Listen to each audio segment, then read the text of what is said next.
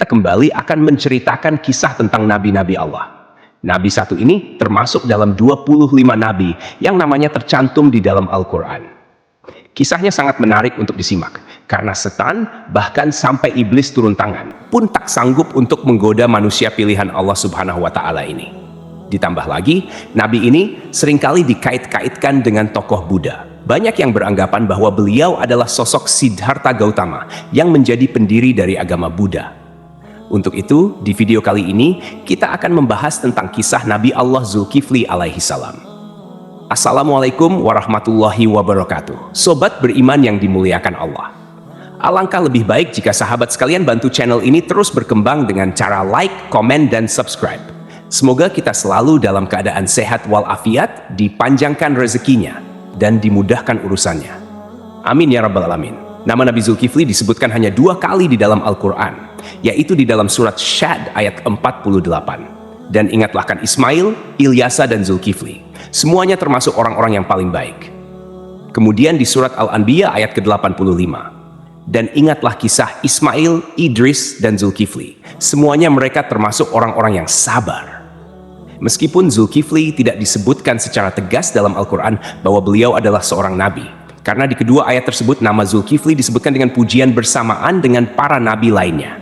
Maka para ulama dan sejarawan menyimpulkan bahwa Zulkifli juga seorang nabi. Menurut pendapat dari Imam Ibnu Katsir, di dalam kitab Tafsir Al-Quran Al-Azim, beliau menegaskan bahwa Zulkifli adalah seorang nabi, utusan Allah Subhanahu wa Ta'ala. Alasan beliau, tidak ada seorang pun yang namanya disebut dalam deretan nama nabi-nabi, kecuali dia adalah seorang nabi. Akan tapi teman-teman, ada pula beberapa ulama yang menyebutkan bahwa Zulkifli bukanlah seorang nabi. Akan tetapi, beliau hanyalah seorang yang saleh dan adil. Di antara sekian banyak ulama yang berpendapat demikian adalah Imam Ibnu Jarir At-Tabari. Teman-teman, Zulkifli bukanlah nama sebenarnya. Itu adalah sebuah julukan atau nama kehormatan yang diberikan untuk seseorang. Di dalam kitab Ibnu Katsir, nama asli dari Zulkifli adalah Basyar atau Bashar. Disebutkan juga di sana bahwa Nabi Zulkifli adalah putra dari Nabi Ayub alaihi salam. Jadi nasab beliau adalah Basyar bin Ayub. Nasab lengkapnya adalah Basyar bin Ayub bin Amus bin Tawaf bin Rum bin Aish bin Ishak bin Ibrahim al-Khalil. Beliau hidup sekitar abad ke-16 sampai abad ke-15 sebelum Masehi dan diutus Allah Subhanahu wa Ta'ala kepada suatu kaum yang bernama Arami atau Amori. Kaum ini adalah bangsa Romawi kuno yang tinggal di wilayah sekitar Damaskus, Suriah, dan Yordania. Di sanalah Nabi Zulkifli melanjutkan tugas kenabiannya dari ayahnya, yaitu Nabi Ayub. Ini adalah pendapat dari Imam Ibnu Katsir. Namun, para ulama lain ada yang berbeda pendapat tentang kapan masa diutusnya Nabi Zulkifli ini. Kalau menurut Imam Ibnu Jarir At-Tabari, Nabi Zulkifli adalah penerus dari Nabi Ilyasa, yang hidup sekitar abad ke-9 Masehi. Namun, antara Imam Ibnu Katsir dan Imam At-Tabari sama-sama menyebutkan bahwa Nabi Zulkifli adalah salah seorang raja di negeri Syam. Kisahnya begini, teman-teman. Ada sebuah negeri di Syam yang dipimpin oleh seorang raja saleh. Raja ini merupakan salah seorang nabi yang diutus Allah Subhanahu wa Ta'ala. Beliau bernama Raja Ilyasa atau Nabi Ilyasa. Ketika itu, Nabi Ilyasa sudah sangat tua dan beliau tidak memiliki anak laki-laki sebagai penerusnya. Maka ketika itu, Nabi atau Raja Ilyasa mengumpulkan rakyatnya di suatu tempat. Kemudian Nabi Ilyasa berkata, "Wahai kaumku, saat ini aku sudah sangat tua dan tidak memiliki pengganti di kerajaan ini. Aku akan menunjuk salah seorang di antara kalian untuk menjadi penggantiku selagi aku masih hidup dan agar aku bisa melihat bagaimana kerjanya. Siapa yang mau menerima 3 hal dariku, maka aku akan tunjuk dia sebagai penggantiku. Yang pertama, selalu berpuasa di siang hari. Yang kedua, selalu salat pada malam hari. Dan yang ketiga, dia tidak pernah marah seumur hidupnya." Makanya orang-orang dari kaumnya merasa tak sanggup melakukannya. Mereka pun saling tap-tap-tapan satu sama lain, berharap salah seorang di antara mereka ada yang tunjuk tangan. Namun, ditunggu beberapa lama, tak satu pun orang mau melakukannya ketika itu. Lalu, dari barisan belakang ada yang menyahut, "Saya, wahai Nabiullah." Suara itu berasal dari seorang laki-laki yang usianya masih sangat muda. Pemuda ini bernama Basyar. Kemudian Nabi Ilyasa berkata, "Wahai anakku, engkau masih sangat muda. Tugas ini sangatlah berat untukmu." Nabi Ilyasa pun menolak pemuda ini karena dirasa dia masih sangat muda dan terlihat masih sedikit pengalaman. Keesokan harinya, di tempat yang sama dan dengan orang-orang yang sama, Nabi Ilyasa berseru hal yang sama lagi kepada kaumnya. Tapi tetap saja, ketika itu tak ada yang mau menerima tawaran tersebut, kecuali pemuda yang bernama Basyar. Dia kembali mengacungkan tangan, dan lagi-lagi Nabi Ilyasa menolaknya dengan alasan yang sama. Sampailah pada hari ketiga, Nabi Ilyasa berseru hal yang sama. Beliau berharap kali ini bukan hanya Basyar saja yang tunjuk tangan. Tapi ternyata teman-teman, sama seperti kemarin, ketika itu hanya Basyar yang tunjuk tangan dan menyanggupi segala persyaratan tersebut. Alasan detail Nabi Ilyasa menolak adalah karena selain dia harus menjadi raja yang menjamin kesejahteraan semua kaumnya, dia juga harus menjadi hakim yang adil, yang bisa berlaku bijaksana dalam memutuskan segala permasalahan kaumnya. Nah, karena Basyar ini masih sangat muda, Nabi Ilyasa khawatir dia tidak bisa berlaku adil dan bijaksana. Akhirnya, karena sudah 3 kali tidak ada yang mau, Nabi Ilyasa pun mengangkat Basyar menjadi raja sekaligus hakim. Namun, kegiatan yang dilakukan Basyar tetap dipantau oleh Nabi Ilyasa. Basyar pun mulai menjalani puasa di siang hari dan salat atau beribadah sampai larut malam. Sehari-hari, dia juga selalu menahan amarahnya. Nabi Ilyasa kagum dengan pemuda ini. Tak disangka-sangka, dia sanggup menjalani semua persyaratan itu. Dia juga luar biasa bijak dalam menyelesaikan segala masalah di dalam kaumnya. Nabi Ilyasa bangga kepada Basyar yang telah menepati janji-janjinya. Karena itu, Basyar diberikan julukan Zulkifli, yang artinya sanggup. Karena kesanggupannya menjalankan semua persyaratan. Ditambah lagi, dia selalu berlaku adil dan bijaksana. Sobat beriman yang dimuliakan Allah, kisah naiknya Zulkifli atau Basyar menjadi raja disampaikan oleh Imam Ibnu Katsir di dalam kitabnya yang berjudul Qisasul Anbiya. Hanya saja, nama rajanya berbeda, bukan Nabi Ilyasa, melainkan di sana dituliskan raja itu bernama Yasa.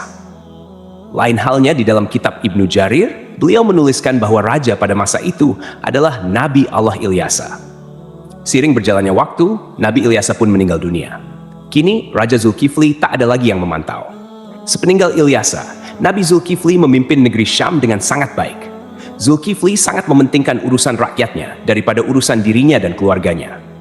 Beliau memegang teguh janjinya untuk selalu berpuasa di siang hari, beribadah di malam hari, dan tak pernah sekalipun marah. Zulkifli selalu sabar dalam keadaan apapun. Di sisi lain, iblis melihat kesalehan dan kebaikan Nabi Zulkifli dalam memimpin rakyatnya, serta begitu kuatnya dia memegang janji. Maka, iblis pun tak tinggal diam. Kemudian, iblis mengutus tentaranya, yaitu setan-setan yang sangat kuat, untuk menggoda Zulkifli supaya minimal goyah sedikit keimanannya. Berkali-kali iblis mengutus setan untuk menggoda, berkali-kali pula mereka gagal. Tak ada satupun setan yang berhasil menggoda Nabi Zulkifli ini. Akhirnya, iblis berinisiatif untuk turun tangan langsung menggoda Nabi Zulkifli. Dia pun mulai mencari waktu yang tepat. Teman-teman, di dalam kerajaan Nabi atau Raja Zulkifli ini, setiap harinya beliau sibuk dengan urusan kerajaannya. Setiap hari, jadwal beliau dari pagi sampai siang adalah berangkat ke pengadilan di negeri itu untuk menjadi hakim dan menyelesaikan masalah-masalah rakyatnya. Kemudian, persidangan dilanjutkan kembali setelah beliau bangun. Persidangan berlangsung hingga sore atau malam hari. Malam harinya, beliau beribadah dan berdoa sampai larut malam. Keesokan paginya, beliau kembali ke persidangan. Begitulah rutinitas yang dilakukan Nabi Zulkifli setiap harinya. Zulkifli benar-benar merupakan figur seorang raja yang memuliakan seluruh rakyatnya. Melihat kesalehan Nabi Zulkifli, iblis pun mencari peluang untuk menggoda beliau. Kali ini, iblis berniat membuat Nabi Zulkifli marah, agar beliau melanggar janjinya kepada Nabi Ilyasa untuk tidak marah sama sekali. Akhirnya, pada suatu hari, iblis datang menemui Nabi Zulkifli dengan menyamar sebagai seorang kakek tua renta dan miskin. Hari itu, Nabi Zulkifli sedang merasa sangat lelah. Ketika jam istirahatnya tiba, beliau segera pulang lebih awal untuk tidur siang. Baru saja beliau hampir terlelap, iblis yang menyamar sebagai kakek tua mengetuk pintu kamarnya. Dari dalam kamar, Nabi Zulkifli bertanya, "Siapa itu?" Iblis menjawab, "Aku orang tua yang teraniaya." Nabi Zulkifli pun bangun dan membukakan pintu.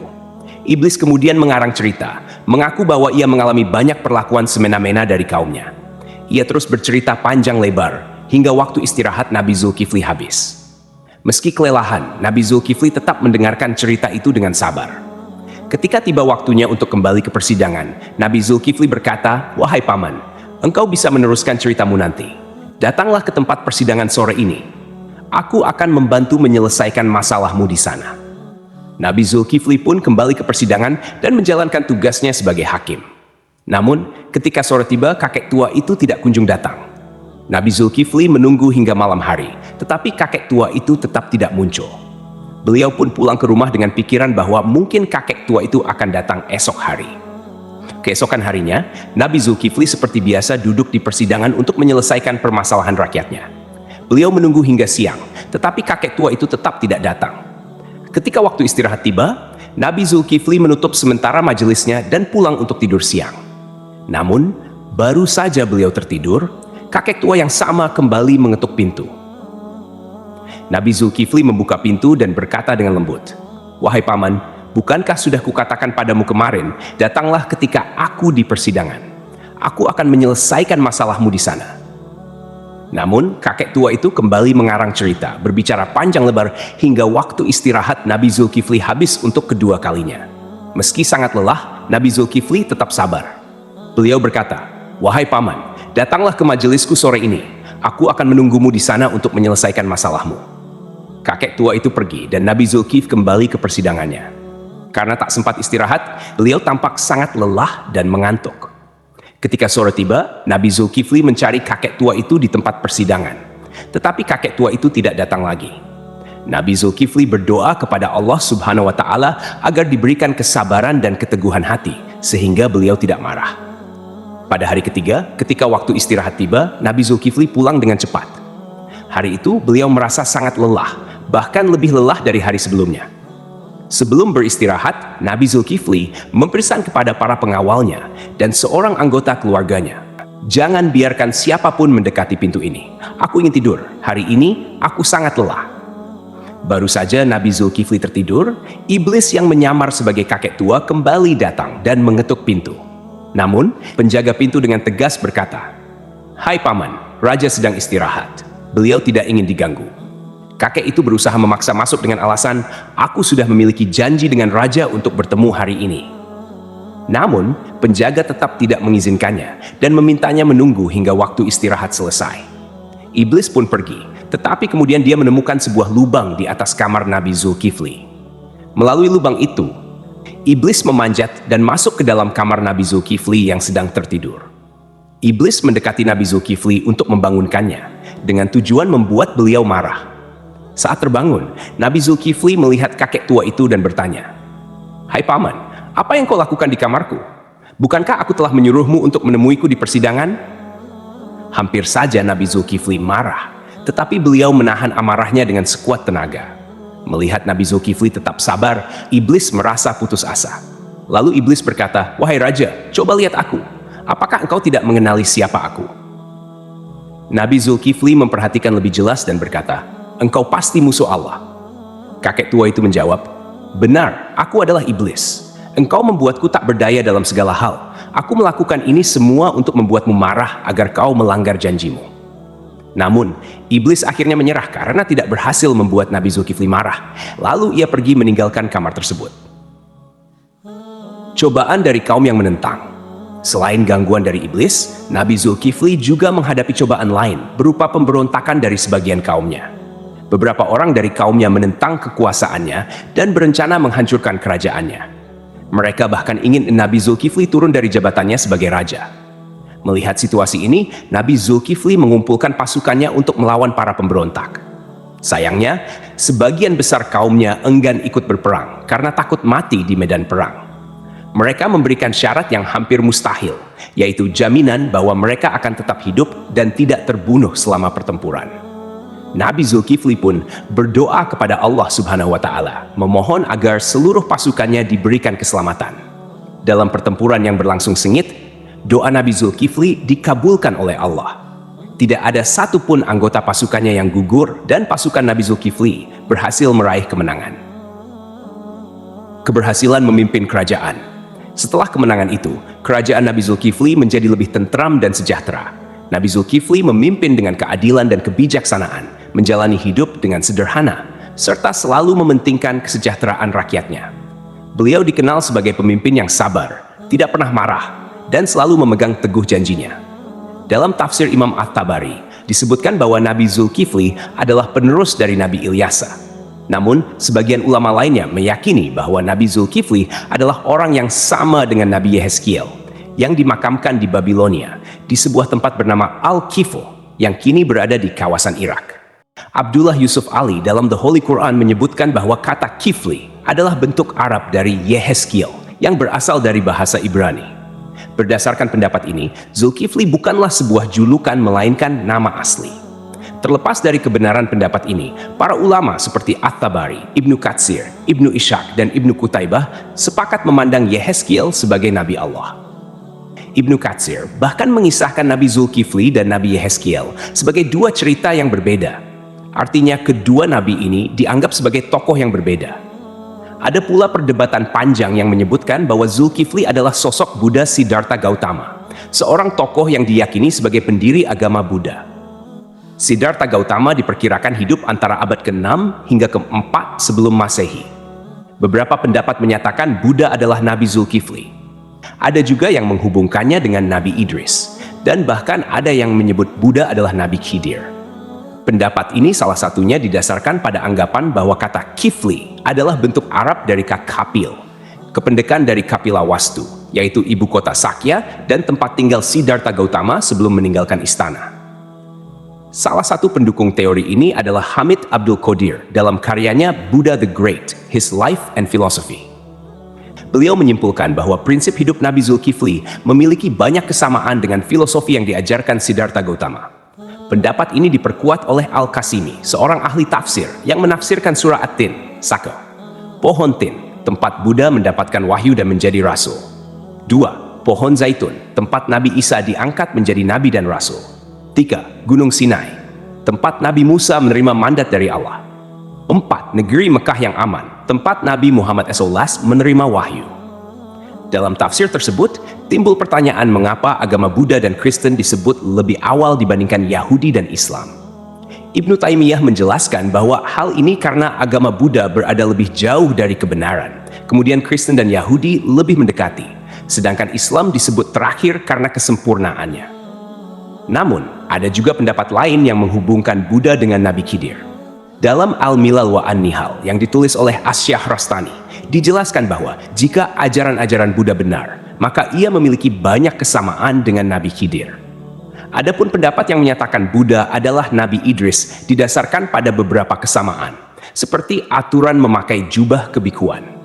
Dalam kitab Mustadrak Al-Hakim dari Ibnu Abbas, dikatakan bahwa Nabi Daud adalah seorang pembuat perisai, Nabi Adam seorang petani, Nabi Nuh seorang tukang kayu, Nabi Idris seorang penjahit, dan Nabi Musa seorang penggembala. Sementara itu, Siddhartha Gautama yang dikenal sebagai Buddha adalah seorang pangeran, putra Raja Sudodana. Pada usia 7 tahun, Pangeran Siddhartha memiliki 3 kolam bunga teratai, yaitu kolam bunga teratai biru, Upala, kolam bunga teratai merah, Paduma, dan kolam bunga teratai putih, Pundarika. Kata Atsidar, Sidra, atau Sidar yang merujuk pada makna bunga teratai menjadi hal yang patut diperhatikan, terutama bila dikaitkan dengan Nabi Idris. Kisah sang Buddha yang mencapai kesempurnaan menuju nirwana dianggap memiliki kesamaan dengan Nabi Idris yang mencapai surga Allah tanpa melalui kematian. Pada suatu malam, Pangeran Siddhartha memutuskan meninggalkan istananya dan menjalani hidup sebagai seorang pertapa. Di usia 40 tahun, beliau dikatakan diangkat sebagai nabi. Sebagaimana nabi-nabi lainnya, Buddha Gautama juga meramalkan kedatangan Nabi Muhammad SAW. Dalam ajarannya, ia menyebutkan tentang Buddha Maitreya. Aku bukanlah satu-satunya Buddha. Selepas aku akan lahir seorang Buddha lagi yang dikenal dengan nama Maitreya. Dia akan memiliki banyak sifat-sifat mulia dan utama. Sejarawan Muslim bernama Al-Biruni yang pernah tinggal bertahun-tahun di India mencatat dalam kitabnya Al-Hind bahwa para penganut Buddha di India tidak menganggap Buddha sebagai Tuhan, melainkan hanya seorang nabi. Demikianlah kisah Nabi Zulkifli yang dihubungkan dengan Siddhartha Gautama. Semoga kisah ini bermanfaat. Mohon maaf atas segala kekurangan. Yang benar datangnya dari Allah SWT, sedangkan kekhilafan berasal dari saya sebagai manusia biasa. Sampai jumpa pada kisah-kisah seru lainnya. Wassalamualaikum warahmatullahi wabarakatuh.